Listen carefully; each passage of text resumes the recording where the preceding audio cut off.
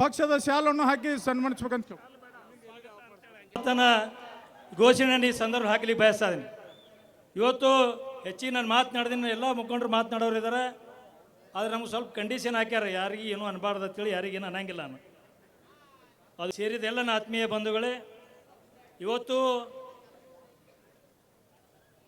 ಯಡಿಯೂರಪ್ಪನವ್ರ ನಂತರ ಇಡೀ ರಾಜ್ಯದಲ್ಲಿ ಇವತ್ತು ಯಾವ ರೀತಿ ಯಡಿಯೂರಪ್ಪ ಗುಡುಗಿದರೆ ವಿಧಾನಸೌಧ ನಡುವುದನ್ನಂತ ನಾವು 93-92ರಲ್ಲಿ ಘೋಷಣೆ ಅಲ್ಲಿ ವಿಧಾನಸೌಧ ಮುತ್ತಿಗೆ ಹಾಕುವ ಸಂದರ್ಭದಲ್ಲಿ ಮಾತಾಡ್ತಿದ್ವಿ. ಆ ಘೋಷಣೆ ಮತ್ತೆ ಮೊಳಗ್ತಾ ಇದೆ. ಅಷ್ಟು ದೊಡ್ಡತನ ನಮ್ಮ ವಿಜಯೇಂದ್ರ ರಾಜ್ಯಾಧ್ಯಕ್ಷರದು ಸ್ಪಷ್ಟ ವಾರ್ನಿಂಗ್ ಮಾಡ್ಯಾರ. ಬರೀ ಪಕ್ಷದ ಬಗ್ಗೆನೇ ಅಷ್ಟೇ ಹೇಳಬೇಕಪ್ಪ ನೀನು ಅಪ್ಪಣ್ಣ ಅಂತ ಹೇಳ್ಯಾರ. ಅದಕ್ಕೆ ನಾನು ಯಾರಿಗೇನು ಅನ್ನಂಗಿಲ್ಲ. ಇವತ್ತು ಬಿಜಾಪುರ ಬಾರ್ಕೋಲೋ ಆಂದೋಲನವನ್ನ ಈ ರಾಜ್ಯ ಸರ್ಕಾರದ ವಿರುದ್ಧ ಹಸಿರು ಟವಲನ್ನ ತಿರ್ಸೋದ್ರ ಮೂಲಕ, ಬಾರ್ಕೋಲ್ನ ತಿರ್ಸೋದ್ರ ಮೂಲಕ ಈ ರಾಜ್ಯ ಸರ್ಕಾರ ಸಂಸದರಾದಂತ ರಮೇಶ್ ಅಣ್ಣ ಜಿಗಜಿಗಿನಿಯವರೇ, ಬಂಧುಗಳೇ, ಅಧ್ಯಕ್ಷರಾದಿಯಾಗಿ ವೇದಿಕೆಯಲ್ಲಿರ್ತಕ್ಕಂಥ ಎಲ್ಲ ನನ್ನ ಪಕ್ಷದ ಮುಖಂಡರೇ, ನಿಮಗೆಲ್ಲರಿಗೂ ವಂದನೆಗಳು. ನಾವು ಬಂದಾಗಿನಿಂದ ನಾನು ಈ ಜನಸ್ತೋಮವನ್ನು, ಈ ಜನಾಕ್ರೋಶ ಯಾತ್ರೆಯಲ್ಲಿ ನಾನು ಕಂಡೇ ಇರಲಿಲ್ಲ. ಇಷ್ಟೊಂದು ಬಂದಾಗಿಂದ ನೋಡ್ತಾ ಇದ್ದೇನೆ. ಖುಷಿಯಿಂದ, ವಿಜೃಂಭಣೆಯಿಂದ ಎಲ್ಲ ಮುಖಂಡರನ್ನ ಕರ್ಕೊಂಡು ಇಲ್ಲಿಯವರೆಗೆ ತಂದಿದ್ದೀರಿ. ನಿಮಗಿರ್ತಕ್ಕಂಥ ಆ ಒಂದು ಆಕ್ರೋಶ ಎಷ್ಟು ಅಂತ ನನಗೆ ಖಂಡಿತ ಇವತ್ತು ಅರ್ಥ ಆಯಿತು. ಕಾರ್ಯಕರ್ತರಿಂದ ಹಿಡಿದು ಮುಖಂಡರು, ಅಕ್ಕ ತಂಗಿಯರು, ಅಣ್ಣ ತಮ್ಮಂದರು, ನಿಮ್ಮೆಲ್ಲರ ಪಾದಗಳಿಗೆ ಭಾರತೀಯ ಜನತಾ ಪಕ್ಷದ ಪರವಾಗಿ ನಾನು ಸಾಷ್ಟಾಂಗ ನಮಸ್ಕಾರವನ್ನು ಮಾಡಿ. ಜನಾಕ್ರೋಶ ಎಷ್ಟರ ಮಟ್ಟಿಗೆ ಇದೆ ಅಂದರೆ ರಾಜ್ಯದಲ್ಲಿ ನಿಮ್ಮನ್ನು ನೋಡಿದರೆ ಗೊತ್ತಾಗ್ತದೆ. ಬೆಳಗಿನ ಜಾವ ಹಾಲು ಕುಡಿಯೋದ್ರಿಂದ ಪ್ರಾರಂಭ ಆಗಿದ್ದ ಆಕ್ರೋಶ ರಾತ್ರಿ ಹಾಲು ಕುಡಿಯೋವರೆಗೂ ಆಕ್ರೋಶ ಇರ್ತದೆ. ನೋಡಿ, ಕೆಲವರಿಗೆ ಬಹಳ ಆಕ್ರೋಶ ಇದೆ. ಅವ್ರು ಈಗಾಗಲೇ ಕೆಲವರಿಗೆ ಆಲ್ಕೋಹಾಲ್ಗೆ ಅಂತ ಹೊರಟು ಬಿಟ್ಟಿದ್ದಾರೆ. ನೀವ್ಯಾರಾದ್ರೂ ಇಲ್ಲಿಂದ ಕದಲಿದ್ರೆ ನೀವು ಆಲ್ಕೋಹಾಲ್ಗೆ ಹೋಗ್ತಾರೆ ಅನ್ಕೊಂಬಿಟ್ಟು ತಪ್ಪು ತಿಳ್ಕೊಬಿಡ್ತಾರೆ. ಅಲ್ಲ, ಯಾರು ಎದ್ದೇಳಬೇಡಿ. ಮಾನ್ಯ ಬಂಧುಗಳೇ, ಈ ರಾಜ್ಯ ಸರ್ಕಾರದ ಭ್ರಷ್ಟಾಚಾರ, ಬೆಲೆ ಏರಿಕೆ, ಜನರನ್ನು ಒಡೆಯತಕ್ಕಂಥದ್ದು, ಇದು ಎಷ್ಟು ಹೇಳಿದ್ರೂ ನಮಗೆ ಸಾಲದು. ಆದರೆ ಸಮಯದ ಕೊರತೆ ಇದೆ. ನಿಮ್ಮ ತಾಳ್ಮೆಯನ್ನು ಹೆಚ್ಚು ನಾವು ಪರಿಶೀಲನೆ ಮಾಡಬಾರ್ದು. ನಾವು ಬಂದಾಗಿಂದ ಸುಮಾರು 25,000ಕ್ಕೂ ಹೆಚ್ಚು ಜನರು ನಮ್ಮನ್ನು ಬರಮಾಡಿಕೊಂಡಿದ್ದೀರಿ. ಇವತ್ತು ಅಧ್ಯಕ್ಷರಿಗೆ ಇಷ್ಟೊಂದು ಗೌರವ ಕೊಟ್ಟಿದ್ದೀರಿ. ಪಕ್ಷದ ಶಕ್ತಿಯನ್ನು ನೀವು ಹೆಚ್ಚಿಸಿದ್ದೀರಿ. ನನಗೆ ಬಹಳ ಖುಷಿಯಾಗಿದೆ. ಮಾನ್ಯ ಬಂಧುಗಳೇ, ನನಗಿದು ಪುಣ್ಯಭೂಮಿ. ಯಾಕೆಂದ್ರೆ ಗೋಲ್ ಗುಮ್ಮಸ್ ಇದೆಯಲ್ಲ, ಅದಕ್ಕಲ್ಲ. ಬಾಬಾ ಸಾಹೇಬ್ ಅಂಬೇಡ್ಕರ್ ಅವರು ಈ ನೆಲದಲ್ಲಿ ಭೀಮ ಹೆಜ್ಜೆಯನ್ನ ಇಟ್ಟಿದಾರಲ್ಲ, ಅದಕ್ಕೆ ನನಗೆ ಇದು ಪುಣ್ಯಭೂಮಿ. ವಿಜಯಪುರ, ಇಲ್ಲಿ ಬಾಬಾ ಸಾಹೇಬ್ ಅಂಬೇಡ್ಕರ್ ಅವರು ಬಂದು ಜನರಿಗೆ ನ್ಯಾಯ ಕೊಡಿಸ್ತಕ್ಕಂಥದ್ದು, ನ್ಯಾಯಾಲಯದಲ್ಲಿ ಹೋರಾಟ ಮಾಡಿ ಹೋಗಿರ್ತಕ್ಕಂಥದ್ದು. ಮಾತೆತ್ತಿದ್ರೆ ಸಾಕು. ಏನು ಅಂಬೇಡ್ಕರ್ ಅವರ ಬಗ್ಗೆ ಮಾತಾಡಿದ್ದೆ ಕಾಂಗ್ರೆಸ್. ಸಂವಿಧಾನ ಹಿಡ್ಕೊಂಡು ತಿರುಗಿಸಿದ್ದ ಬುಡಬುಡಿಕೆ ತರ. ಆದ್ರೆ ಹೇಳ್ರಿ, ರಾಹುಲ್ ಗಾಂಧಿ ಅವರು ಹೇಳ್ತಾರೆ, ಸ್ವಾತಂತ್ರ್ಯ ಬಂದ ಮೇಲೆ ಬಂದಿದ್ದಲ್ವಂತೆ ಸಂವಿಧಾನ. ಅಂದ್ರೆ ಬಾಬಾ ಸಾಹೇಬ್ ಅಂಬೇಡ್ಕರ್ ಬರೆದಿದ್ದಲ್ಲ, 1000 ವರ್ಷದ ಹಿಂದೆನೆ ಬರೆದಿದ್ರಂತೆ. ಆವಾಗ ಈ ರಾಹುಲ್ ಗಾಂಧಿ ಹುಟ್ಟಿದ್ರಂತೆ. ಇದು ಸತ್ಯನಾ? ಬಾಬಾ ಸಾಹೇಬರಿಗೆ ನೀವು ಅಪಮಾನ ಮಾಡ್ತಾ ಇರ್ತಕ್ಕಂಥದ್ದಲ್ವಾ ಇದು? ದಲಿತರಿಗೆ ಮೋಸ ಮಾಡ್ತಾ ಇರ್ತಕ್ಕಂಥದ್ದಲ್ವಾ ಇದು? ಒಂದು ಕಡೆ ಮಾತಾಡ್ತೀರಿ ದಲಿತರನ್ನು ರಕ್ಷಣೆ ಮಾಡೋಕೆ ನಾವೇ ಅಂತ.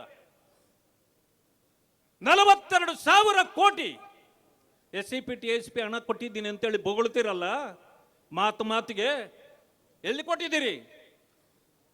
ಕೇವಲ 7,000 ಕೋಟಿ ಕೊಟ್ಟು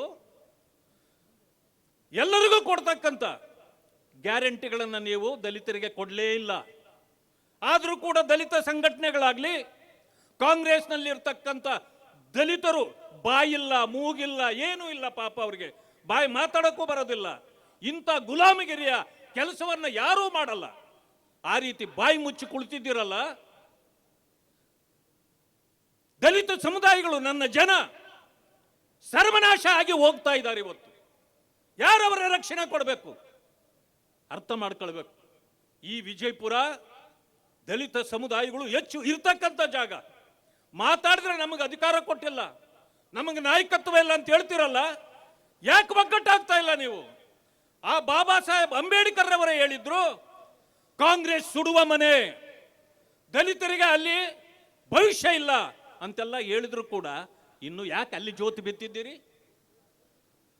ದೇಶದಲ್ಲಿಯೇ ಬಾಬಾ ಸಾಹೇಬರಿಗೆ ಹೆಚ್ಚಿನ ಗೌರವ ಕೊಟ್ಟು ಪಂಚಕ್ಷೇತ್ರಗಳನ್ನು ಇವತ್ತು ಸ್ಮಾರಕಗಳನ್ನಾಗಿ ಮಾಡಿ, ರಾಜ್ಯದಲ್ಲೂ ಕೂಡ ಇಲ್ಲಿಯ ಬಿಜಾಪುರದಿಂದ ಸೇರಿ 10 ಕ್ಷೇತ್ರಗಳನ್ನು ಸ್ಮಾರಕಗಳನ್ನಾಗಿ ಮಾಡಿದ ಭಾರತೀಯ ಜನತಾ ಪಕ್ಷದ ಸರ್ಕಾರ ಇಷ್ಟೆಲ್ಲ ಮಾಡಿ ದಲಿತರಿಗೆ 15% 15ರಿಂದ 17%, ಪರಿಶಿಷ್ಟ ವರ್ಗಗಳಿಗೆ 3ರಿಂದ 7% ರಿಸರ್ವೇಶನ್ ಕೊಟ್ಟಿವಿ. ಅದರ ಜೊತೆಗೆ ಹಲವಾರು ಕಾರ್ಯಕ್ರಮಗಳನ್ನು ಕೊಟ್ಟಿವಿ. ಪೌರ ಕಾರ್ಮಿಕರನ್ನ 14,000 ಜನರನ್ನ ಪರ್ಮನೆಂಟ್ ಮಾಡಿದ್ವಿ. ಇಷ್ಟೆಲ್ಲ ಕಾರ್ಯಕ್ರಮಗಳನ್ನು ಕೊಟ್ಟರು. ಬಾಬಾ ಸಾಹೇಬ್ ಅಂಬೇಡ್ಕರ್ ಹೇಳಿದ್ದು ಕಾಂಗ್ರೆಸ್ ಸುಡುವ ಮನೆ ಅಂದ್ರೆ ಇನ್ನೂ ಅಲ್ಲೇ ಸುಡ್ತಾ ಇದ್ದೀರಲ್ಲ ನೀವು. ನಿಮ್ಮ ಭವಿಷ್ಯವನ್ನು ನೀವು ಕಂಡುಕೊಳ್ಬಾರ್ದಾ? ಭಾರತೀಯ ಜನತಾ ಪಕ್ಷ ದಲಿತರನ್ನ ಉದ್ಧಾರ ಮಾಡಬೇಕು ಅಂತೇಳಿ ಇವತ್ತು ಹಲವಾರು ಕಾರ್ಯಕ್ರಮಗಳನ್ನು ಕೊಡ್ತಾ ಇದೆ. ಬನ್ನಿ, ಮೊದಲು ಕಾಂಗ್ರೆಸ್ ಅನ್ನು ತ್ಯಜಿಸಿ, ಇಲ್ಲಾಂದ್ರೆ ಬಾಬಾ ಸಾಹೇಬ್ ಅಂಬೇಡ್ಕರ್ ಅವರಿಗೂ ಕೂಡ ನಾವು ಮೋಸ ಮಾಡಿದಂಗೆ ಆಗ್ತದೆ. ಆದ್ರಿಂದ ನಾನು ಈ ವೇದಿಕೆಯಿಂದ ತಮ್ಮಲ್ಲಿ ಮನವಿ ಮಾಡ್ತೇನೆ, ದಲಿತ ಬಂಧುಗಳು ಅರ್ಥ ಮಾಡ್ಕೊಳ್ಬೇಕು. ಭಾರತೀಯ ಜನತಾ ಪಕ್ಷ ಯಾವಾಗಲೂ ನಮ್ಮ ಬೆಂಬಲಕ್ಕೆ ನಿಂತಿದೆ ಅಂತಕ್ಕಂಥದ್ದನ್ನು ತಿಳ್ಕೊಳ್ಬೇಕು. ಜೊತೆಗೆ ಒಂದು ಮಾತನ್ನು ತಮಗೆ ಹೇಳಲಿಕ್ಕೆ ಬಯಸ್ತೇನೆ. ಇವತ್ತು ಜನಗಣತಿ ಏನೆಲ್ಲ ಮಾತುಗಳನ್ನು ಮಾತಾಡ್ತಾರೆ. ಈ ದೇಶದಲ್ಲಿ ಕಾಂಗ್ರೆಸ್ ಏನೇನು ತಪ್ಪುಗಳನ್ನು ಮಾಡಿತ್ತೋ ಅದನ್ನು ತಿದ್ದುವ ಕೆಲಸವನ್ನ ಭಾರತೀಯ ಜನತಾ ಪಕ್ಷ ಇವತ್ತು ಮಾಡ್ತಾ ಇದೆ. ಕಾಂಗ್ರೆಸ್ ಪಕ್ಷ CAA ತಂತು, ಸಿಟಿಜನ್ಶಿಪ್ ಅಮೆಂಡ್ಮೆಂಟ್ ಆಕ್ಟ್ ಅನ್ನ. ಯಾರಿಗಾಗಿ? ಇದು ಅಲ್ಪಸಂಖ್ಯಾತರು, ಅಫ್ಘಾನಿಸ್ತಾನ್ ಇರ್ಬೋದು, ಪಾಕಿಸ್ತಾನ್ ಇರ್ಬೋದು, ಅಲ್ಲಿರ್ತಕ್ಕಂಥ ಕೆಲವರು ಯಾವ ಮೈನಾರಿಟಿಗಳು, ಅಲ್ಲಿ ಹಿಂದೂಗಳಿರ್ಬೋದು, ಸಿಖ್ಖರಿರ್ಬೋದು, ಬೌದ್ಧರಿರ್ಬೋದು, ಕ್ರೈಸ್ತರಿರ್ಬೋದು, ಅವರಿಗೆ ತೊಂದರೆ ಆಗಿ ಅನ್ಯಾಯಕ್ಕೆ ಒಳಪಟ್ಟು ಬಂದವರಿಗೆ ಸಿಟಿಜನ್ಶಿಪ್ ಕೊಡಬೇಕಾಗಿತ್ತು. ಕಾಂಗ್ರೆಸ್ನವರು ಹೆಂಗ್ ಹಬ್ಬಿಸ್ಬಿಟ್ರು ಅದನ್ನ? ಮುಸ್ಲಿಮರ ಸಿಟಿಜನ್ಶಿಪ್ ಕಿತ್ಕೊಂಡ್ಬಿಡ್ತಾರೆ ಅಂತ ಹೇಳಿದ್ರು. ಈ ಸುಳ್ಳುಗಳನ್ನ ನೀವು ನಂಬುತ್ತೀರಿ? ದಲಿತರಿಗೆ ನ್ಯಾಯ ಕೊಡಬೇಕು, ಅಸ್ಪೃಶ್ಯತೆಯಲ್ಲಿ ಅವರು ಬೆಂದು ಬಿಟ್ಟಿದ್ದಾರೆ ಅನ್ನೋ ಕಾರಣಕ್ಕೆ 100 ವರ್ಷಗಳ ಹಿಂದೆ ಬಾಬಾ ಸಾಹೇಬ್ ಅಂಬೇಡ್ಕರ್ ಅವರು ಬೆಳಗಾವಿಗೆ ಬರ್ತಾರೆ. ಬಂದು ಮಹಾತ್ಮ ಗಾಂಧಿ ಅವರು ಆವತ್ತಿನ ಕಾಂಗ್ರೆಸ್ನ ಸರ್ಕಾರದ ಕಾಂಗ್ರೆಸ್ನ ಅಧ್ಯಕ್ಷರಾಗಿರ್ತಾರೆ. ಹರಿಜನರ ವಿಚಾರವನ್ನ ಅವರಲ್ಲಿ ಹೇಳಿ ರೆಸೊಲ್ಯೂಷನ್ ಮಾಡಿಸಬೇಕು ಅಂತ ಬಂದ್ರೆ ಅವರನ್ನು ಭೇಟಿ ಮಾಡಲಿಕ್ಕೂ ಕೂಡ ಈ ಕಾಂಗ್ರೆಸ್ನವರು ಸಮಯ ಕೊಡೋದಿಲ್ಲ. ಈ ರೀತಿ ಅಂಬೇಡ್ಕರ್ ಅವರನ್ನ ಅಪಮಾನ ಮಾಡಿರ್ತಕ್ಕಂಥ ಕಾಂಗ್ರೆಸ್ ಪಕ್ಷವನ್ನು ನಾವು ಒಪ್ಪಬೇಕಾ? ಅವ್ರ ಜೊತೆಯಲ್ಲಿ ನಾವು ಹೋಗಬೇಕಾ? ಇದನ್ನ ನಮ್ಮ ಜನ ಅರ್ಥ ಮಾಡ್ಕೊಳ್ಬೇಕು. ಇವತ್ತು ರಾಜ್ಯದಲ್ಲಿ 4% ರಿಸರ್ವೇಶನ್ ಮುಸಲ್ಮಾನರಿಗೆ ಕಾಂಗ್ರೆಸ್ ತೀರ್ಮಾನ ಮಾಡಿದೆ. ಆದ್ರೆ ಅರ್ಥ ಮಾಡ್ಕೊಳ್ಳಿ, ಇಲ್ಲಿ ನನ್ನ ಮುಸ್ಲಿಂ ಬಂಧುಗಳು ಬಹಳಷ್ಟಿದ್ದೀರಿ ಬಿಜಾಪುರದಲ್ಲಿ. ಆದ್ರೆ ಒಂದು ತಿಳ್ಕೊಳ್ಬೇಕು, ನಿಮಗೆ ಅವರು ಸಹಾಯ ಮಾಡ್ಲಿಕ್ಕೆ ಮಾಡಲಿಲ್ಲ. ಯಾಕೆಂದ್ರೆ ಬಾಬಾ ಸಾಹೇಬ್ ಅಂಬೇಡ್ಕರ್ ಅವರು ಬರೆದಿರ್ತಕ್ಕಂಥ ಸಂವಿಧಾನದಲ್ಲಿ ಧಾರ್ಮಿಕ ಮೀಸಲಾತಿ ಇಲ್ಲ. ಆ ಕಾರಣದಿಂದ ಕಾಂಗ್ರೆಸ್ ಏನು ತಪ್ಪು ಮಾಡಿದೆಯೋ ಅದನ್ನ ತಿದ್ದುವ ಕೆಲಸವನ್ನ ಮಾನ್ಯ ಪ್ರಧಾನಮಂತ್ರಿಗಳು ಮಾಡ್ತಾ ಇದ್ದಾರೆ. ಆ ಕಾರಣ ಇದನ್ನಿಟ್ಕೊಂಡು ನೀವು ತಿಳ್ಕೊಳ್ತೀರಿ ನಮಗೇನೋ ಅನುಕೂಲ ಮಾಡಲಿಕ್ಕೆ ಕಾಂಗ್ರೆಸ್ ಬಂದದೆ ಅಂತ. ಆದ್ರೆ ಅವ್ರಿಗೂ ಗೊತ್ತು ಇದನ್ನು ಮಾಡೋಕ್ಕಾಗಲ್ಲ ಅಂತ. ಅದಕ್ಕೇನ್ ಮಾಡಿದ್ರು, ಈಗ ನಮ್ಮ ದೇಶದ ಅಧ್ಯಕ್ಷರಿಗೆ ಕಳಿಸಲಾಗಿದೆ. ಅದು ಯಾವುದೇ ಕಾರಣಕ್ಕೂ ಆಗಲ್ಲ, ಅವ್ರಿಗೂ ಗೊತ್ತು. ಆದ್ರೆ ಏನು ಅನ್ಕೊಳ್ಬೇಕು ಜನ, ಇವು ಕಾಂಗ್ರೆಸ್ ಮಾತ್ರ ನೋಡಿ ನಮಗೆ ಎಷ್ಟು ಸಪೋರ್ಟಿವ್ ಆಗಿ ನಿಂತಿದೆ ಅಂತ. ಆದ್ರೆ ಅದು ಸುಳ್ಳು. ಪ್ರಧಾನಮಂತ್ರಿಗಳು ಇದೇ ಮುಸಲ್ಮಾನರ ಬಂಧುಗಳಿಗೆ ಎಷ್ಟು ಒಳ್ಳೆಯದನ್ನು ಮಾಡಿದ್ದಾರೆ ನೀವು ಅರ್ಥ ಮಾಡ್ಕೊಂಡಿಲ್ಲ. ಇನ್ನು ತ್ರಿಬಲ್ ತಲಾಕ್ ತಂದ್ರು, ಹೆಣ್ಣು ಮಕ್ಕಳಿಗೆ ಅನ್ಯಾಯ ಆಗ್ತಿತ್ತು. 2 ಮಕ್ಕಳನ್ನ ಕಂಕಳಲ್ಲಿ ಕೊಟ್ಟು ನೀವು ಬಿಟ್ಟು ತಲಾಕ್ ತಲಾಕ್ ಅಂತ ಹೋಗ್ಬಿಟ್ಟಿದ್ದಿದ್ರೆ ಆ ಹೆಣ್ಣು ಮಕ್ಕಳ ಗತಿ ಏನಾಗಬೇಕಾಗಿತ್ತು? ಅದನ್ನು ತಿದ್ದಬೇಕಾಗಿತ್ತು. ಅದಕ್ಕೆ ತ್ರಿಬಲ್ ತಲಾಕ್ ಅನ್ನು ತೆಗೆದ್ರು, ಆ ಹೆಣ್ಣು ಮಕ್ಕಳಿಗೆ ಇವತ್ತು ಹಕ್ಕನ್ನು ಕೊಟ್ಟರು. ಇಂಥ ಅನೇಕ ಕಾರ್ಯಕ್ರಮಗಳನ್ನ ಇವತ್ತು ತಿದ್ದುವ ಕೆಲಸವನ್ನ ಮಾಡ್ತಿದ್ದಾರೆ ಹೊರತು ಇವರು ಅವರನ್ನ ವಿರೋಧಿಸುವುದಲ್ಲ. ಆದ್ರಿಂದಲೇ ಭಾರತೀಯ ಜನತಾ ಪಕ್ಷ ದಲಿತ ವಿರೋಧಿಯೂ ಅಲ್ಲ, ಮುಸಲ್ಮಾನ್ ಬಂಧುಗಳ ವಿರೋಧಿಯೂ ಅಲ್ಲ. ಅದೇ ಕಾರಣಕ್ಕೆ ನೀವು ಅರ್ಥ ಮಾಡ್ಕೊಂಡು ಇವತ್ತು ನಡ್ಕೊಂಡ್ರೆ ಭಾರತೀಯ ಜನತಾ ಪಕ್ಷ ಅಧಿಕಾರಕ್ಕೆ ಈ ರಾಜ್ಯದಲ್ಲಿ ಬರೋದನ್ನು ಯಾರೂ ತಡೆಯಲಿಕ್ಕೆ ಸಾಧ್ಯ ಇಲ್ಲ. ಅದು ಕಾಂಗ್ರೆಸ್ನವ್ರಿಗೂ ಗೊತ್ತಾಗಿದೆ. ಆದ್ರಿಂದಲೇ ಇವತ್ತು ನಿಮ್ಮನ್ನ ನೋಡಿದ್ರೆ 25,000 ಜನಕ್ಕೂ ಹೆಚ್ಚು ಸೇರಿದ್ದೀರಲ್ಲ, ನಿಮ್ಮನ್ನ ನೋಡಿದ್ರೆ ನಮಗನ್ನಿಸ್ತದೆ ಯಾವತ್ತೋ ಈ ಸರ್ಕಾರ ಹೋಗ್ಬಿಡ್ತದೆ. ಈಗಾಗಲೇ ನೋಡಿ, ಸಾಮಾನ್ಯವಾಗಿ ಎದೆ ಬಡ್ತ ದಬ್ ದಬ್ ದಬ್ ದಬ್ ಅಂತದೆ.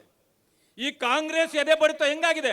ಟಕ ಟಕ ಟಕ ಟಕ ಟಕ ಟಕ ಶುರುವಾಗಿದೆ. ಯಾಕೆ ಗೊತ್ತಾ? ಯಾವಾಗ ಬೇಕಾದ್ರೂ ಬಿದ್ದೋಗ್ತದೆ. ಆ ಕಾರಣದಿಂದ ಮಾನ್ಯ ಬಂಧುಗಳೇ, ನಿಮಗೆಲ್ಲರಿಗೂ ಮತ್ತೊಮ್ಮೆ ನಮಸ್ಕಾರಗಳನ್ನು ನಾನು ತಿಳಿಸ್ತೇನೆ. ನಾವು ಬಂದಾಗ ಕೊಟ್ಟಿರ್ತಕ್ಕಂಥ ಈ ರಿಸೆಪ್ಷನ್ ಇದೆಯಲ್ಲ, ಇದನ್ನು ನಾವು ಮರಿಲಿಕ್ಕಾಗಲ್ಲ. ಬಹುಶಃ ಅಧ್ಯಕ್ಷರಿಗೆ ಇವತ್ತು ಬಹಳ ಸಂತೋಷ ಆಗಿರ್ತದೆ. ಇಲ್ಲಿ ವೇದಿಕೆಯಲ್ಲಿ ಕುಳಿತಿರ್ತಕ್ಕಂಥ ನಮ್ಮ ಎಲ್ಲ ನಾಯಕರು ಈ ಜಿಲ್ಲೆಯ, ಅವರೆಲ್ಲರಿಗೂ ನಾನು ಕೃತಜ್ಞನಾಗಿದ್ದೇನೆ. ಯಾಕೆಂದ್ರೆ ನಿಮ್ಮನ್ನೆಲ್ಲ ಒಟ್ಟುಗೂಡಿಸ್ತಕ್ಕಂಥ ಕೆಲಸವನ್ನ ಅವರು ಮಾಡಿದ್ದಾರೆ. ಇಷ್ಟು ದಿನ ನನಗನ್ಸಿತ್ತು, ನಾನು ಅನೇಕ ಬಾರಿ ಇಲ್ಲಿ ಬರ್ತಿದ್ದೀನಿ, ಯಾಕೋ ಜನ ಹೊರಗಡೆನೇ ಬರ್ತಾ ಇಲ್ಲ ಅಂತ. ಆದರೆ ಕಾರಣ ಏನು ಅಂತ ನನಗೆ ಗೊತ್ತಿಲ್ಲ. ಎಲ್ಲರನ್ನೂ ಹೊರಗಡೆ ತಂದುಬಿಟ್ಟಿದ್ದಾರೆ ನಮ್ಮ ಮುಖಂಡರು. ಅದಕ್ಕೆ ಅವ್ರಿಗೆಲ್ಲರಿಗೂ ನಾನು ಗೌರವಿಸಿ ನನ್ನ ಮಾತುಗಳಿಗೆ ಮುಕ್ತಾಯ ಮಾಡ್ತೀನಿ. ಜೈ ಹಿಂದ್.